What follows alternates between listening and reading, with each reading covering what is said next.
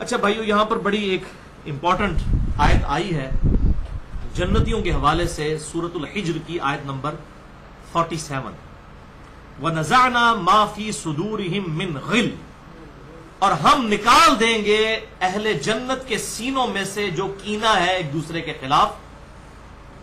اخواناً علی سرر متقابلین، وہ بھائیوں کی طرح آمنے سامنے بیٹھے ہوں گے تکیوں پر ٹیک لگائے ہوئے، کیونکہ اگر دل میں کسی کے خلاف کینہ موجود ہو پھر انسان آمنے سامنے نہیں بیٹھ سکتا۔ تو جنت چونکہ وہاں پر خوشی کا ہی مقام ہے، تو اہل جنت کے لیے اللہ تعالیٰ نے یہ اسپیشل پروٹوکول رکھا ہے۔ اسی آیت سورۃ الحجر آیت نمبر 47 کے کانٹیکسٹ میں صحیح بخاری میں ایک حدیث بھی موجود ہے کہ آپ صلی اللہ علیہ وسلم فرماتے ہیں کہ اللہ تبارک و تعالیٰ جب جنتیوں کو دوزخ سے رہائی عطا فرما دے گا، یعنی ان کو پروانہ جنت کا مل جائے گا، تو جنت اور دوزخ کے درمیان ایک پل پر اللہ تعالیٰ انہیں روکے گا، اور پھر جو ان کی آپس کی جو چپشیں ہوں گی، آپس کی جو ناراضگیاں ہوں گی دنیا میں کسی بھی وجہ سے، دو اہل ایمان کی ہو سکتی ہیں، تو وہ اللہ تعالیٰ ان کے کینہ دلوں سے نکال دے گا اور پاک صاف کر کے ان کو جنت میں داخل کرے گا۔ اس آیت کے کانٹیکسٹ میں بالکل کلیئر ہے۔ اور اسی طرح کی آیت ملتی جلتی سورۃ الاعراف میں بھی آتی ہے، 43 نمبر آیت، کہ ہم جنتیوں کے دلوں سے یہ کینہ ایک دوسرے کے خلاف نکال دیں گے، اور یہاں پر تو بڑا کلائمیکس ہے اس کا کہ وہ آمنے سامنے بیٹھے ہوں گے ٹیک لگائے ہوئے تکیوں پر۔ اگر کینہ نہ نکلا ہو جنت میں تو دونوں پہنچ جائیں گے، آمنا سامنا نہیں کر سکتے۔ جو المعجم الکبیر الطبرانی کے اندر صحیح سند کے ساتھ ابراہیم نخعی رحمہ اللہ کا قول ہے، جو ہمارا جو ریسرچ پیپر ہے حسینیت، جو رافضیت، ناسبیت اور یزیدیت کا تحقیقی جائزہ، اس میں آخری قول یہی ہے ابراہیم نخعی کا، جو بخاری اور مسلم کے راوی ہیں صحیح سند کے ساتھ، کہ وہ کہتے ہیں اگر بالفرض میں ان لوگوں میں شامل ہوتا جنہوں نے حسین ابن علی کو قتل کیا تھا، اور بالفرض اللہ تعالیٰ مجھے بخش بھی دیتا، اور بالفرض میں جنت میں داخل بھی ہو جاتا، تب بھی میں جنت میں رسول اللہ کا سامنا نہ کر سکتا کہ کہیں رسول اللہ مجھ سے پوچھ ہی نہ لے کہ تو میرے حسین کے قاتلوں میں شامل تھا۔ دیکھ کس لیول کی بات انہوں نے کی ہے ابراہیم نخعی رحمہ اللہ، المتوفى 96 ہجری، بخاری اور مسلم کے بنیادی راوی ہیں، بہت بڑے یہ تابعی ہیں، اور امام حنیفہ رحمہ اللہ کے دادا استاد ہیں۔ ان کے شاگرد تھے حماد بن ابی سلیمان، اور ان کے شاگرد تھے امام ابو حنیفہ رحمہ اللہ، المتوفى 150 ہجری۔ تو وہ دلوں سے اللہ تعالیٰ کو دورت نکال دے گا، تبھی جنت کے اندر فائدہ ہوگا۔ تو اس آیت کے کانٹیکسٹ میں ایک حدیث بھی موجود ہے صحیح سند کے ساتھ، امام احمد بن حنبل رحمہ اللہ کی کتاب فضائل صحابہ کے اندر بھی موجود ہے، المستدرک للحاکم کے اندر بھی موجود ہے، کہ سیدنا علی رضی اللہ تعالیٰ عنہ یہی آیت تلاوت کیا کرتے تھے، وَنَزَعْنَا مَا فِي صُدُورِهِم مِّن غِلٍّ، اور ہم دور کر دیں گے ان کے دلوں کی کدورت جو آپس میں ہوگی، اخواناً علی سرر متقابلین، یہ آپس میں تکیہ لگائے ہوئے آمنے سامنے بیٹھے ہوں گے بھائیوں کی طرح۔ یہ آیت پڑھتے تھے اور پھر کہا کرتے تھے سیدنا علی کہ میں اللہ سے امید کرتا ہوں کہ یہ آیت مبارکہ میرے عثمان بن عفان اور طلحہ اور زبیر کے بارے میں ہے، کہ ہمارے دلوں میں جو ایک دوسرے کے بارے میں اگر کوئی غل رہ گئی ہے تو اللہ تعالیٰ جنت میں جانے سے پہلے ہم سے یہ دور کر دے گا۔ سیدنا عثمان، سیدنا طلحہ اور سیدنا زبیر رضی اللہ عنہم اجمعین۔ اور ظاہر ہے اس کے پیچھے پوری ایک ہسٹری ہے، اب اس پہ میں بات کروں 1 گھنٹہ اور چاہیے۔ یہ میں نے حدیث اس لیے بیان کی کہ ڈاکٹر اسرار صاحب رحمہ اللہ تعالی، المتوفى 14 اپریل 2010 عیسوی، جن کو میں اپنا استاد بھی مانتا ہوں کیونکہ میں نے ان کے ویڈیوز سے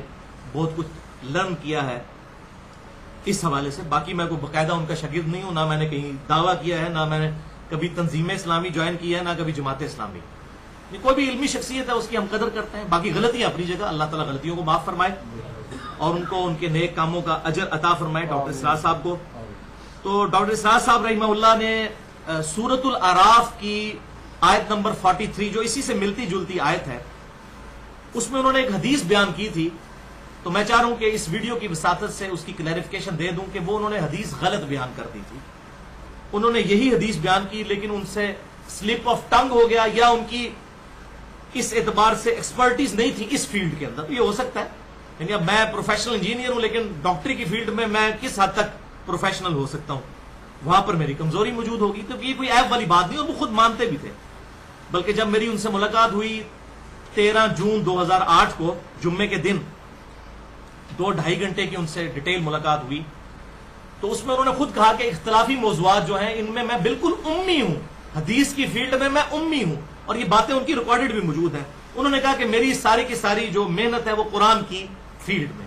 تو ظاہر ہے جب پھر امی ہے تو اس سے پھر اس طرح کی غلطی ہو جائے گی. تو سورۃ الاعراف کی آیت نمبر 43 کے کانٹیکسٹ میں انہوں نے یہ کہا کہ سیدنا علی کا قول تو پیش کیا, لیکن اس میں انہوں نے کہا کہ سیدنا علی نے کہا کہ یہ میرے اور معاویہ کے بارے میں ہے رضی اللہ عنہم اجمعین. حالانکہ ایسا نہیں ہے. اس حدیث میں الفاظ ہیں فضائل صحابہ امام احمد بن حنبل کی کتاب اور المستدرک للحاکم کے اندر بھی موجود ہے, اور یہ سورۃ الحجر کی آیت نمبر 47 کے کانٹیکسٹ میں یہ حدیثیں حافظ ابن کثیر رحمہ اللہ المتوفی 774 ہجری وہ تفسیر ابن کثیر میں بھی لے کر آئے ہیں, اور اس میں حضرت میر معاویہ رضی اللہ تعالیٰ عنہ کا نام نہیں ہے بلکہ حضرت عثمان غنی رضی اللہ تعالیٰ عنہ, حضرت طلحہ اور حضرت زبیر کا نام ہے, اصحاب جمل کا نام ہے اور سیدنا عثمان کا نام ہے. تو یہ میں کلیریفیکیشن دے دوں اس حوالے سے کہ یہ ڈاکٹر اسرار صاحب سے غلطی ہوئی, اور چلیں یہ اس اعتبار سے یہ بھی کلیئر ہو جائے گا کہ میں کوئی ان کا مقلد نہیں ہوں. اکثر لوگ کہتے ہیں ان کو پروموٹ کر رہے ہیں. جہاں پر علمی اختلاف ہوگا غلطی کسی کے بھی ہوگی, بڑے کے بڑے سے انسان سے بھی غلطی ہو سکتی ہے. اس علمی اختلاف کی وجہ سے یہ نہیں ہو جائے گا کہ وہ 0 سے ملٹیپلائی ہو جائے گا.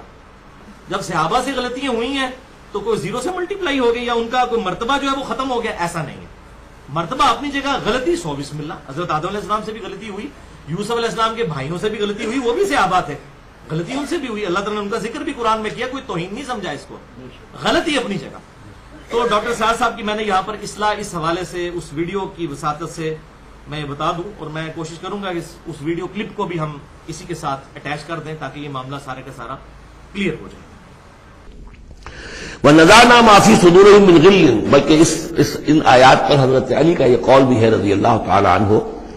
کہ سورہ ہجر کی آیت کے ضمن میں خاص طور پر آتا ہے شان نزول میں, تو انہوں نے فرمایا کہ یہ میرے اور معاویہ کے کا ذکر ہے جو یہاں ہو رہا ہے. ظاہر بات ہے جنگیں ہوئی ہیں حضرت علی رضی اللہ عنہ اور حضرت معاویہ رضی اللہ عنہ, تو کتنی کچھ ہو گئی ہوگی شکایت ایک دوسرے سے. تو یہ آیتیں ہمارے لیے ہیں کہ اللہ تعالیٰ ہمیں دونوں کو جنت میں داخل کرے گا تو ہمارے دلوں سے یہ کدورتیں جو ہے وہ نکال دے گا. تو بہرحال یہ جو سورۃ الحجر کی آیت نمبر 47 کے کانٹیکسٹ میں فضائل صحابہ یا المستدرک للحاکم کی جو حدیث ہے وہ سیدنا علی کی جو کا قول ہے, موقوفاً حدیث جو ہے وہ سیدنا عثمان, سیدنا طلحہ اور سیدنا زبیر کے بارے میں ہے, کہ ان کے بارے میں وہ کہتے ہیں کہ قیامت والے دن اللہ تعالیٰ ہمارے ان کے درمیان یہ غل ختم کر دے گا اور ہم آپس میں تکیہ لگائے ہوئے آمنے سامنے بیٹھے ہوں گے. اب جہاں تک تعلق ہے امیر شام معاویہ بن ابی سفیان رضی اللہ تعالی عنہما کے بارے میں, تو ان کے بارے میں سیدنا علی کا کوئی قول موجود نہیں ہے. اس حوالے سے ان کے بارے میں جو کچھ موجود ہے وہ میں 2 حدیثیں آپ کو بتا دیتا ہوں مصنف ابن ابی شیبہ سے. مصنف ابن ابی شیبہ اس روئے ارض پر حدیث اور آثار کی سب سے بڑی کتاب ہے, تقریباً 38,000 احادیث اور آثار کا مجموعہ ہے. مسند احمد سے بھی یہ سمجھ لیں آپ تقریباً 1.25 گنا بڑی کتاب ہے. المصنف ابن ابی شیبہ, امام ابن ابی شیبہ المتوفی 235 ہجری جو امام بخاری کے استاد ہیں اور امام مسلم کے استاد ہیں, انہوں نے یہ کتاب لکھی ہے, اور صحیح مسلم میں 1500 حدیثیں امام ابن ابی شیبہ سے ہیں, یعنی 20% احادیث صحیح مسلم کی وہ امام ابن ابی شیبہ سے لی ہیں. صحیح بخاری میں بھی چند احادیث ان سے موجود ہیں. امام ابن ابی شیبہ ان کی کتاب ہے المصنف. المصنف حدیث کی اس کتاب کو کہتے ہیں جس میں صحابہ اکرام علیہم رضوان کے اقوال اور ان کے اعمال جو ہیں وہ بڑی کثرت کے ساتھ جمع کیے ہوئے ہیں, اس کو المصنف کہتے ہیں. اور المصنف ابن ابی شیبہ کا جو آخری چیپٹر ہے اس میں 3 باب ہیں. جمل کے اوپر ہے, صفین اور نہروان کے اوپر, جس میں تقریباً 250 احادیث ہیں جنگ جمل, جنگ صفین اور جنگ نہروان کے بارے میں. اور یہ جن لوگوں کو یہ وہم ہو گیا جی مشاجرات صحابہ کو ڈسکس نہیں کرنا چاہیے, تو امام ابن ابی شیبہ نے باقاعدہ باب باندھے ہیں، جمل، صفین اور نہروان۔ باب جو ہے وہ محدث کا اپنا عقیدہ ہوتا ہے، وہ تو باب بنا کر فتن کے چیپٹر میں، کتاب الفتن میں، فتنوں کے باب میں 3 سب چیپٹرز انہوں نے بنائے ہیں اور ان چیزوں کو ڈسکس کیا، 250 حدیثیں۔ اور ابھی تقریباً 1 مہینہ پہلے میری بات ہوئی تھی، یہ مصنف ابن ابی شیبہ الحمدللہ اردو میں پرنٹ ہونے والی ہے، پرنٹنگ پریس تک پہنچ چکی ہے۔ اس کے بعد ایک علمی، آپ سمجھ لیں ایکسپلوژن ہو جائے گا اور یہ ساری حدیثیں پبلک کے سامنے آ جائیں گی جمل، صفین اور نہروان کے حوالے سے،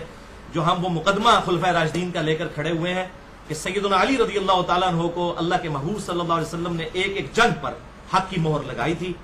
اور یہ بڑی ڈیٹیل سے میں نے لیکچر دیا ہے جنگ جمل، صفین اور نہروان کے حوالے سے۔ مسئلہ نمبر 101 تقریباً 2.5 گھنٹے کی گفتگو ہے۔ فکر حسین حق پرستی کی علامت ہے، صحیح مسئلہ خروج اور فکر حسین حق پرستی کی علامت ہے، اہل سنت پاک.com پر مسئلہ نمبر 101 کے نام سے۔ آج میں اس کی ڈیٹیل میں نہیں جاؤں گا، البتہ ڈاکٹر اسرار صاحب سے یہ جو غلطی ہوئی تو میں اس کی اصلاح کے اعتبار سے حضرت امیر معاویہ رضی اللہ تعالیٰ عنہ کے بارے میں سیدنا علی کا کیا موقف تھا وہ بیان کرنے لگا ہوں، اور مشاجرات صحابہ کے بارے میں میرا موقف اس کے اندر امپلائڈ ہے،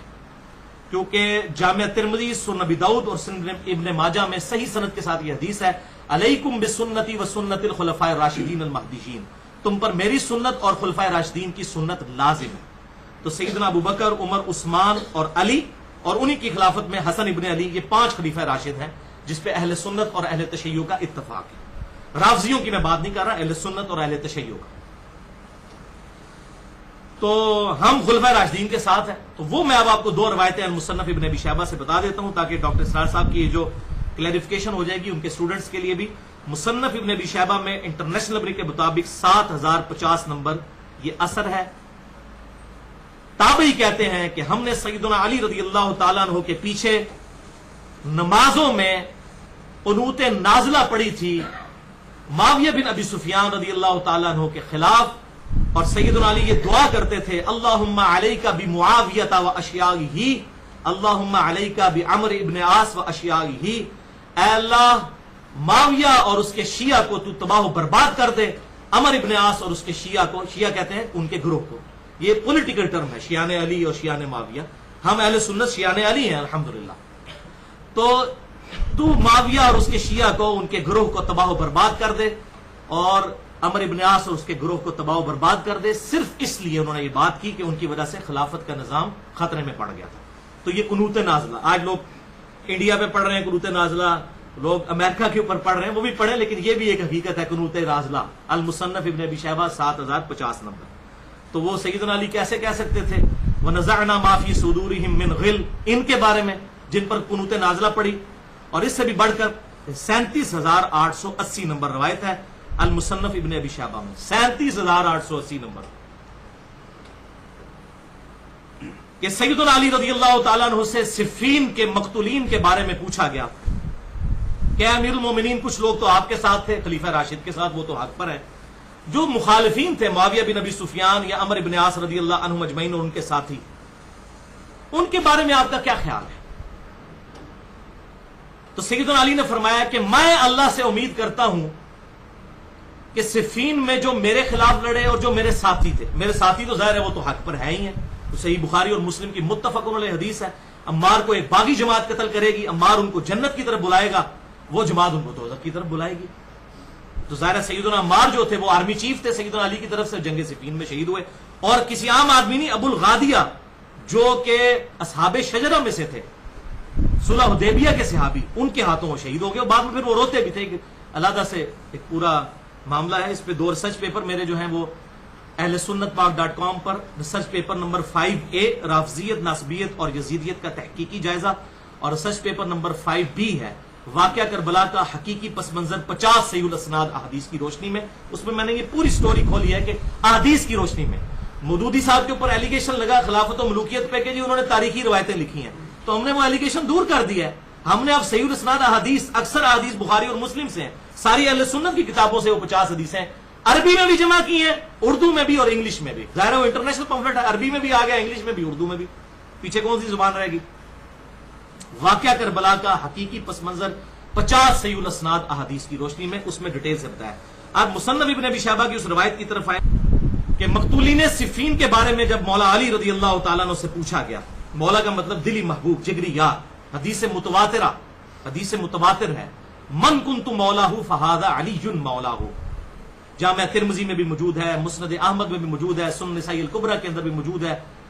امام ابن ابی عاصم کی کتاب السنہ میں بھی موجود ہے، اور کئی کتابوں میں 22 صحابہ سے یہ حدیث ہے، جس کا مولا میں اس کا مولا علی، جس کا جگری یار میں اس کا جگری یار علی۔ ہم اپنے علماء کو بھی مولانا کہتے ہیں، وہ مشکل کشا نہیں کہہ رہے ہوتے بلکہ دلی دوست۔ تو مولا علی رضی اللہ تعالیٰ عنہ سے جب مقتولین صفین کے بارے میں پوچھا گیا، مصنف ابن ابی شیبہ 37,880، تو انہوں نے کہا کہ جو میری طرف سے شہید ہوئے ظاہر ہے وہ تو خلیفہ راشد کے ساتھ تھے، علیکم بسنتی و سنت الخلفاء الراشدین، وہ تو حق پر تھے، اور جو میرے مخالفین ہیں میں اللہ سے امید کرتا ہوں کہ یہ دونوں جنت میں جائیں گے۔ آگے الفاظ ہیں سیدنا علی کے کہ پھر معاملہ میرے اور معاویہ کے درمیان طے پائے گا اللہ کی عدالت کے اندر، یعنی معاویہ بن ابی سفیان کو سیدنا علی نے معاف نہیں کیا، تو یعنی کہ وہاں پر معافی والا کوئی معاملہ نہیں ہے۔ سیدنا طلحہ کو معاف کیا، سیدنا طلحہ تو المستدرک علاقے میں آتا ہے، جنگ ہی چھوڑ کر چلے گئے، مروان نے خود ان کے گھٹنے میں تیر مارا، یہ صحیح سند کے ساتھ ہے، مسئلہ نمبر 101 کے اندر سن لیں، میں نے حدیث کا نمبر بھی بتایا۔ سیدنا زبیر بھی جنگ چھوڑ گئے، سیدہ عائشہ بھی پوری زندگی روتی تھی، سیدنا علی سے معافی مانگی، سیدنا علی نے معاف کر دیا، ان کا دوپٹہ تر ہو جایا کرتا تھا، بڑی ڈیٹیل کے ساتھ یہ ساری احادیث اس ریسرچ پیپر میں واقعہ کربلا کا حقیقی پس منظر 50 صحیح الاسناد احادیث کی روشنی میں اس کے اندر یہ موجود ہے۔ تو یہ میں نے ڈاکٹر اسرار صاحب کی اس حوالے سے اصلاح یا ان کی آپ سمجھ لیں ویڈیو میں اصلاح کے اعتبار سے میری یہ کوشش تھی کہ میں یہ کلیئر کر دوں کہ یہ بالکل معاملہ ڈیفرنٹ ہے۔ تو ڈاکٹر اسرار صاحب کا میں کوئی مقلد نہیں ہوں، اکثر لوگوں نے یہ دعویٰ کیا میرے بارے میں کہ یہ کوئی ان کو پھیلا رہا ہے، میں ان کی عزت کرتا ہوں، قرآن کے حوالے سے جو ان کی خدمات ہیں میں ان کو سلام پیش کرتا ہوں، اللہ تعالیٰ ان خدمات کی برکت سے ان کی غلطیاں بحیثیت انسان جو ہوئی وہ معاف کرے، اور اسی طریقے سے اور بھی جتنے بھی علماء جنہوں نے دین کے لیے خدمت کی ہے، مولانا مودودی ہوں یا احمد دیدار صاحب ہوں، اللہ تعالیٰ سب کی غلطیوں کو معاف فرمائے۔ تو یہ اصلاح کی کوشش کی، اور ڈاکٹر اسرار صاحب کے میں نے دفاع پہ چونکہ لیکچر دیا تھا، اس کی وجہ سے لوگوں کو یہ گمان ہوا کہ شاید میں کوئی جماعت کو پروموٹ کر رہا ہوں۔ میں سب سے محبت کرتا ہوں، کوئی پارٹی بازی میں نہیں پڑتا، لیکن میں ساری جماعتوں سے جو بھی توحید کی بات کریں میں ان کے ساتھ محبت کرتا ہوں۔ اور مسئلہ نمبر 48 میں نے ریکارڈ کروایا تھا، فکر حسین تحریک خلافت کی روح ہے، اس میں نے ڈاکٹر اسرار صاحب پہ جو اہل حدیث کی طرف سے الیگیشنز لگائی گئی تھی اور اہل تشیع کی طرف سے، میں نے دونوں اعتبار سے ڈاکٹر اسرار صاحب کا دفاع کیا تھا، اور مسئلہ نمبر 41 بھی وحدت الوجود کے ایشو پہ، تو میں نے اہل تشیع کا بھی رد کیا اور اہل حدیث کے بھی ان علماء کا جنہوں نے ڈاکٹر صاحب کے ساتھ تھوڑی سی اس حوالے سے زیادتی کی، تو میں نے دونوں کا رد کیا۔ اس کے بعد اہل حدیث بھی ناراض ہو گئے اور اہل تشیع بھی ناراض ہو گئے، اور وہ اسی دن جب وہ لیکچر اپلوڈ ہوا، مسئلہ نمبر 48 فکر حسین حق پرستی کی علامت ہے، جس میں میں نے ناسبیت کا جو سیدنا علی کی معاذ اللہ بغض کا الزام تھا جو ڈاکٹر اسرار صاحب پہ، میں نے وہ دور کیا اور کتابوں کے حوالے پیش کیے کہ ڈاکٹر اسرار صاحب پہ وقت کے ساتھ ساتھ حقیقت کھلی۔ ایک وہ وقت تھا کہ 80s میں ان کا ایک لیکچر تھا جو کتابی شکل میں سانح کربلا کی شکل میں آ چکا ہے، اس میں کئی باتیں ایسی ہیں جو بالکل ان لاجیکل ہیں، اور مودودی صاحب کے بارے میں بھی انہوں نے سخت کامنٹس کیے جو بالکل بیس لیس ہیں، میں کہتا ہوں بیس لیس ہے۔ وہ 80s میں انہوں نے تقریر کی، اس وقت ان کی تحقیق نہیں تھی، لیکن 2005 میں جو کتاب ان کی چھپی پاکستان میں نظام خلافت کیا کیوں اور کیسے، اس میں انہوں نے کلیئر کٹ لکھا ہے کہ حضرت امیر معاویہ رضی اللہ تعالیٰ کے بارے میں کہ وہ جو حضرت علی کے خلاف کھڑے ہوئے اور خلافت کے نظام جو ٹوٹا ہے تو یہ قبائلی تعصب تھا، یعنی بنو امیہ اور بنو ہاشم کے حوالے سے انہوں نے اتنے سخت الفاظ خود کیے، پہلے مودودی صاحب کو کہتے تھے سخت الفاظ لکھے، پھر خود بھی لکھ دیے، یہ قبائلی تعصب تھا جو کہ معاویہ بن ابی سفیان رضی اللہ تعالیٰ عنہ حضرت علی کے خلاف کھڑے ہوئے، انہوں نے خود مانا یہ کوئی وہ والا معاملہ نہیں تھا اور کوئی۔ تو یہ وقت کے ساتھ ساتھ چیزیں کلیریفیکیشن ہوتی ہیں انسان کو۔ بال اس میں ایک چیز میں بتا دوں جو کہ اشارتاً ذکر ہوئی ہے سیدنا عثمان کے حوالے سے کہ سیدنا علی نے ان کا نام کیوں لیا، تو بھائیو یہ بات حقیقت ہے کہ سیدنا عثمان غنی رضی اللہ تعالیٰ عنہ کی بعض پالیسیز ایسی تھیں جو ہے تو نیک نیتی کے ساتھ تھی، جیسا کہ آپ صلی اللہ علیہ وسلم بھی تالیف قلب کے لیے نیو مسلمز کو زیادہ نوازتے تھے۔ صحیح مسلم میں آتا ہے ابو سفیان کو غزوہ حنین پہ آپ نے 100 اونٹ دے دیے، تو باقی صحابہ اکرام علیہم رضوان نے کہا کہ آپ نے ہمیں کچھ نہیں دیا، تو آپ صلی اللہ علیہ وسلم نے انصار سے کہا کہ اے انصار کیا تم اس پہ راضی نہیں کہ یہ لوگ دنیا کا مال لے جائیں اور تم اللہ کے رسول کو لے جاؤ؟ یعنی اللہ کے رسول نے پھر فرمایا کہ میرا جینا مرنا انصار کے ساتھ ہے، اسی لیے آپ کی قبر مبارک مدینہ شریف میں بنی. تو آپ صلی اللہ علیہ وسلم تالیف قلب کے لیے ایسا کرتے تھے. اسی طرح کے معاملات حضرت عثمان سے بھی ہوئے. انہوں نے تالیف قلب کے لیے چند بنو امیہ کے جو نوجوان تھے اور جو نیو مسلمز تھے ان کو چند گورنی کے عہدوں پر فائز کیا. اور پھر وہ صحیح مسلم میں آتا ہے، اور وہ جو تھا عقبہ بن ابی معیط جو بخاری میں آتا ہے، حضور صلی اللہ علیہ وسلم کے کندھے پر اس نے اوجڑی رکھی تھی جو حضرت فاطمہ نے ہٹائی تھی. اس کا بیٹا ولید بن عقبہ بعد میں مسلمان ہو گیا فتح مکہ پہ معافی مانگ کے، تو اس کو گورنر لگا دیا. صحیح مسلم میں آتا ہے کوفے کا، اور اس نے شراب پی کے وہ نماز پڑھایا کرتا تھا. اس کی وجہ سے صحابہ میں بڑا اختلاف ہوا. حضرت عثمان کے خلاف ایک ریولوشن پھر شروع ہو گئی. لیکن سیدنا عثمان جب بھی کوئی ایسی بات پہنچتی تھی وہ بیک فٹ پہ جاتے تھے اور ایسے لوگوں کو گورنری سے ہٹا دیتے تھے. لیکن ظاہر پالیسیز کی وجہ سے ایک رنج تو تھا صحابہ کے دلوں میں، تو اس کی طرف سیدنا علی نے اشارہ کیا. اور یہ سیدنا علی کا نہیں ہے، سنن ابی داؤد میں صحیح حدیث ہے، بڑی ڈیٹیل ہے سنن ابی داؤد میں. خلافت والے آپ چیپٹر میں نکال لیں کہ سیدنا عمر فاروق رضی اللہ تعالیٰ عنہ نے ایک دفعہ اپنے ایک ساتھی کو ایک اہل کتاب کے پادری کے پاس بھیجا اور کہا کہ بتا کہ تیری کتاب میں میرے بارے میں کیا لکھا ہوا ہے. تو بڑے تعریفی کلمات اس پادری نے پڑھے. یہ سنن ابی داؤد کے اندر حدیث موجود ہے کہ یہ تو ایک آدھی دیوار ہے مسلمانوں کے لیے. بخاری اور مسلم کی متفق علیہ حدیث ہے کہ میری امت اور فتنوں کے درمیان ایک دروازہ ہے، جب اس کو توڑ دیا جائے گا فتنے شروع ہو جائیں گے، اور وہ دروازہ عمر ہے. اصل میں سیدنا عمر کی شہادت جو ہے یہ اسلام کی پیٹھ میں سب سے بڑا چھرا تھا جو بھونپا گیا. اس کے بعد پھر خلافت کا نظام جو ہے ڈگمگاتا گیا، لیکن پھر بھی کچھ عرصہ چلا. خلفائے راشدین ہیں باقی بھی الحمدللہ، لیکن اس طرح کی خلافت نہیں جو ابوبکر عمر نے کی ہے. وہ اللہ تعالیٰ کی طرف سے خاص پروٹیکشن تھی. بہرحال وہ ابو داؤد میں آگے حدیث آتی ہے کہ پھر سیدنا عمر کے بعد اس نے پوچھا کہ جو خلیفہ بنے گا اس کا کیا حال ہوگا. تو اس پادری نے کہا کہ ہماری کتابوں میں لکھا ہوا ہے کہ وہ بڑا نیک اور شریف انسان ہوگا، سوائے اس کے کہ وہ اپنے رشتہ داروں کو نوازے گا. اور پوچھا اس کے بعد، تو اس نے کہا اس کے بعد جو شخص خلیفہ بنے گا انتہائی نیک انسان ہوگا، لیکن اس وقت تلوار نیام سے باہر نکل چکی ہوگی. یعنی وہ کوشش تو کرے گا کہ کسی طریقے سے اس نظام کو بچا لے، لیکن تلپٹ ہو جائے گا سارے کا سارا نظام، اور خود وہ اس کی بھیڑ چڑھ جائے گا. جو کہ صحیح حدیث ہے سنن نسائی الکبریٰ کے اندر. آپ صلی اللہ علیہ وسلم کو حضرت علی رضی اللہ تعالیٰ کو آپ صلی اللہ علیہ وسلم نے خود فرمایا تھا، اے علی اگلی امتوں میں سب سے بڑا بدبخت قوم سمود کا وہ شخص تھا جس نے اس اونٹنی کو قتل کیا تھا، اور میری امت کا سب سے بڑا بدبخت ہوگا جو تجھے قتل کرے گا. یعنی حضرت علی کو آپ نے کیا مرتبہ دیا کہ وہ اونٹنی کو قتل کرنے والا، جیسے قوم سمود میں اس کے بعد امت پہ عذاب آ گیا تھا نا، تو حضرت علی کو قتل کرنے کے بعد بھی امت پہ پھر عذاب آیا اس شکل کے اندر کہ ایک معاملہ سارا تلپٹ ہو گیا. پہلے سیدنا عثمان کی شہادت اور اس پر تو رہا یہ کہ حضرت علی رضی اللہ تعالیٰ کی شہادت. بل ابو داؤد کی اس حدیث میں پھر ملتا ہے کہ یہ جب باتیں آ کر اس شخص نے حضرت عمر کو بتائی نا، تو جب اس نے ذکر کیا نا کہ حضرت عمر کو کہ آپ کے بعد جو خلیفہ ہوگا نا وہ ہوگا تو نیک، لیکن وہ اپنے رشتہ داروں کو نوازے گا، تو سیدنا عمر کی زبان سے یہ الفاظ نکل گئے، خدا عثمان پر رحم کرے. کہ حضرت عمر کی آپ کرامت کہہ دیں کہ ان کو ظاہر ہے جب اکٹھے لوگ ہوتے ہیں تو نیچر کا پتہ ہوتا ہے. تو یہ حضرت عمر کے الفاظ ہیں، خدا عثمان پر رحم کرے. یعنی حضرت عمر کو یہ پتہ چل گیا تھا کہ یہ ایسا شخص کون ہو سکتا ہے. تو اس قسم کے معاملات تھے. بہرحال ان تمام چیزوں کے باوجود خلفائے راشدین میں ہیں حضرت عثمان غنی بھی، حضرت علی رضی اللہ تعالیٰ عنہ بھی، حضرت ابوبکر بھی، حضرت عمر بھی. ہم سب سے محبت کرتے ہیں اور ہم اللہ تعالیٰ سے دعا کرتے ہیں ہمیں قیامت والے دن خلفائے راشدین کے ساتھ اٹھائے. جو حق بات میں نے آج کہی